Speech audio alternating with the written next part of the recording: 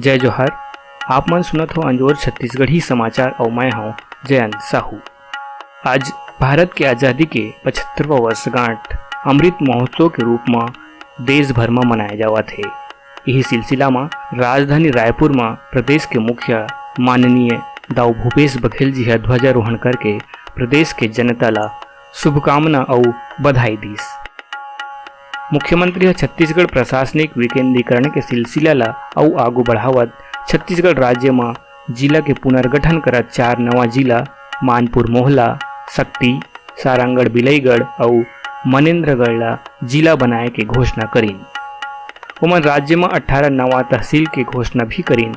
मुख्यमंत्री ग्रामीण क्षेत्र में आबादी भूमि में निवासरत लोगन ला ओकर काबिज जमीन के हक दिवाए के खातिर स्वामित्व योजना शुरू करे के भी घोषणा करीस। राजस्व संबंधी कामकाज की जटिलता ला राहत दिवाए के खातिर नामांतरण के प्रक्रिया ला सरल करे।